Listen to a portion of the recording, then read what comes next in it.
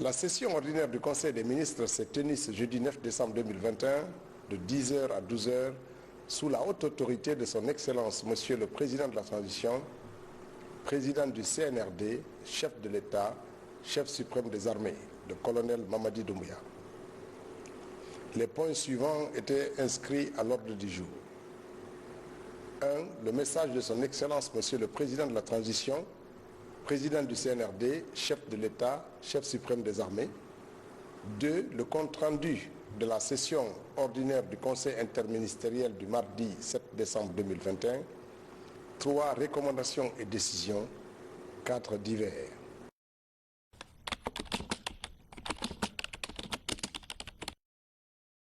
Au titre du premier point de l'ordre du jour, Monsieur le Président de la Transition, Président du CNRD, le colonel Mamadi Doumbouya, a déploré les mauvaises conditions d'installation de plusieurs départements ministériels, alors que les domaines de l'État sont illégalement occupés. De même, le chef de l'État rappelle que nous continuons à payer des loyers très élevés pour abriter nos institutions. Par conséquent, le président de la transition instruit le gouvernement pour la saisine rapide de la commission interministérielle chargée de la récupération des biens de l'État pour permettre au plus vite la libération des locaux appartenant au domaine public et pouvant bénéficier aux administrations. Le chef de l'État a attiré l'attention du ministre de l'Énergie, de l'Hydraulique et des Hydrocarbures sur les surinvestissements massifs dans l'énergie solaire alors que la Guinée dispose de plus de 1100 MW d'électricité, dont 700 de sources hydroélectriques. Ce qui montre que notre pays produit aujourd'hui plus qu'il ne consomme. C'est ainsi qu'il instruit au ministre de veiller à l'amélioration du service aux consommateurs tout en recommandant une amélioration de l'éclairage public. Au titre de la problématique du chômage, le chef de l'État, tout en rappelant que le CNRD tient à respecter les engagements internationaux de la Guinée en matière de droit de travail, il recommande au ministre du Travail et de la fonction publique et celui de la sécurité et de la protection civile d'engager dans les meilleurs délais une réflexion sur l'augmentation éventuelle du prix du permis de travail pour les travailleurs étrangers en situation régulière. L'objectif est d'inciter les entreprises et les employeurs en général à embaucher prioritairement les Guinéennes et les Guinéens à la recherche d'emploi. Au sujet du projet de Simandou, le président de la transition a rencontré cette semaine les CEO de deux entreprises Winning et Rio Tinto et les a encouragés à maintenir le dialogue en vue de trouver une solution de mutualisation financière pour la production des infrastructures de chemin de fer et du port de Moribaya.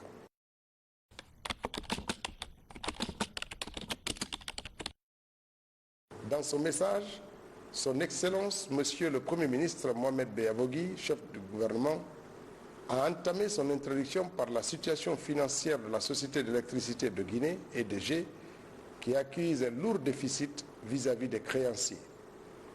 Il a demandé la tenue dans les plus brefs délais d'une session interministérielle spéciale à cet effet.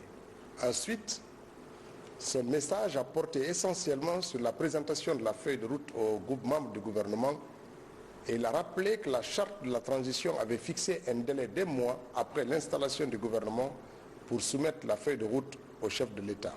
Il a réservé au Conseil la primeur de la lecture en rappelant sa fidélité à la charte de la transition et au cadre logique élaboré lors de la retraite gouvernementale afin de requérir les avis et les suggestions des ministres. En complément, le ministre de l'Économie et des Finances s'est félicité de cette feuille de route qui est, d'après lui, en ligne avec la communauté des bailleurs de fonds. Le ministre en charge de la communication, celui de la santé, celui de la fonction publique et celui de l'urbanisme ont mis quant à eux l'accent sur la nécessité de mettre en place une stratégie de communication efficace afin de faire la pédagogie nécessaire de cette feuille de route auprès de la population. Il a conclu son propos en demandant aux membres du gouvernement de s'inspirer de cette feuille de route en vue d'élaborer les leurs.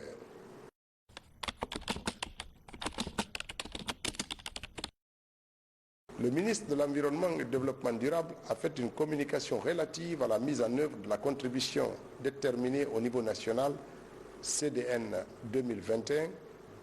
Sa communication avait pour but d'initier une série d'échanges au sein du gouvernement sur la contribution de chaque département ministériel à la mise en place de la CDN dans notre pays.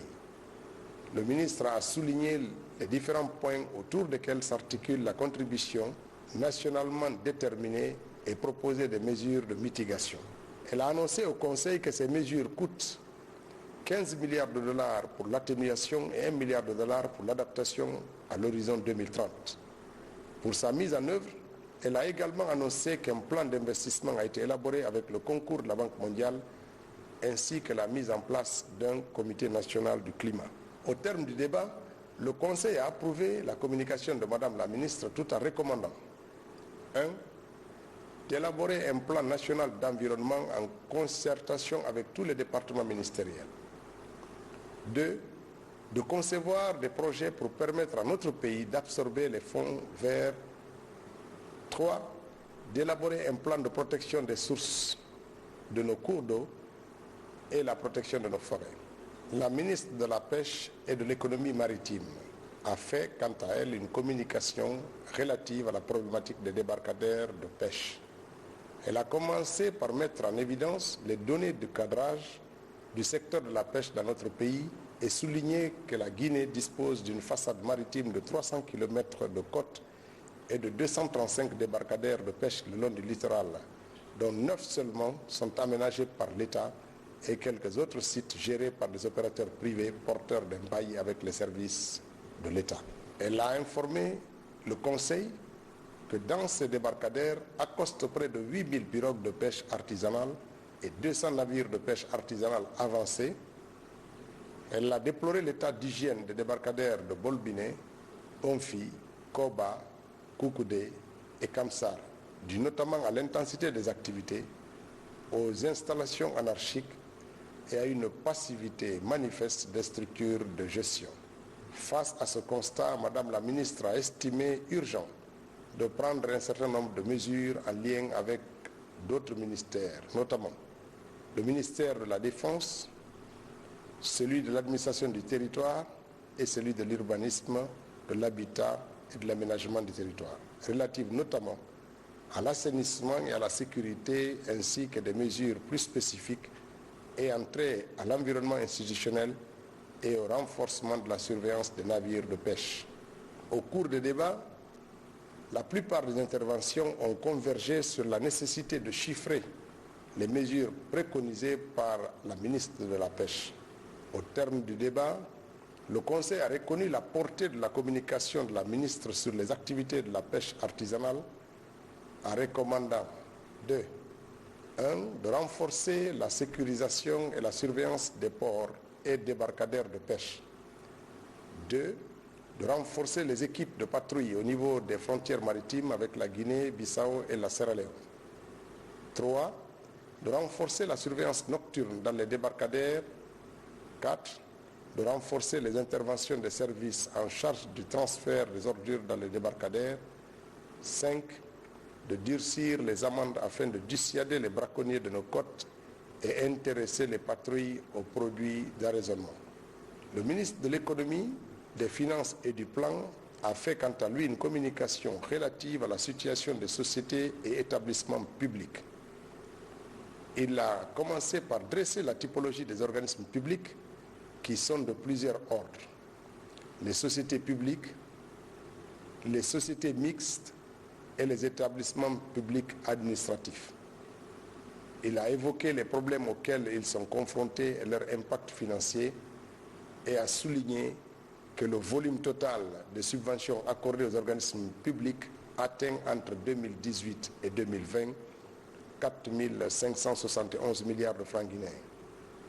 Le montant total des dividendes versés à l'État au compte de 2019 se monte à 341 milliards de francs guinéens, dont 98% proviennent de 3 sociétés, la CBG, la SOGECA et la SAC. les produits de l'impôt sur les sociétés versés par les sociétés publiques évalués autour de 750 milliards de francs guinéens en 2017 et 2018 s'est contracté de 37% en 2019. Face à ces problèmes, le Conseil a instruit le ministre de l'Économie, des Finances et du Plan de procéder au préalable à un état des lieux de la situation générale des EPA. Ce dernier devrait commencer par la réception de la liste de tous les EPA relevant des départements ministériels respectifs, suivi d'une fiche de questions-réponses à l'intention des chefs de département. Le ministre de l'Économie, des Finances et du Plan fera ensuite une restitution lors d'un conseil interministériel spécial dont la date sera décidée ultérieurement.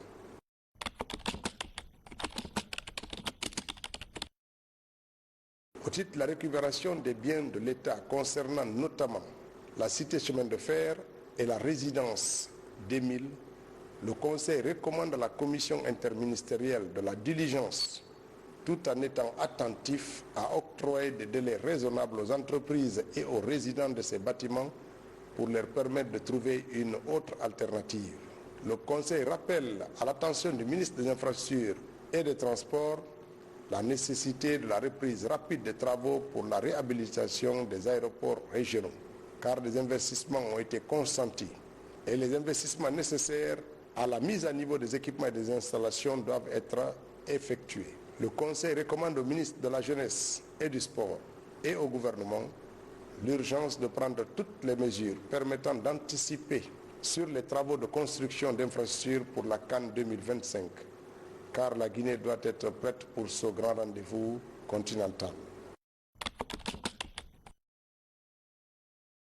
Le ministre de l'Énergie, de l'Hydraulique et des Hydrocarbures a fait un compte-rendu de son déplacement au Mali sur la construction du barrage de Fomi. Et pour l'amélioration de la desserte en électricité, le ministre annonce au Conseil qu'un transformateur d'une capacité de 150 MW est en cours d'installation pour améliorer considérablement la disponibilité de l'électricité pour les populations guinéennes. Conakry, le 9 décembre 2021, le Conseil des ministres.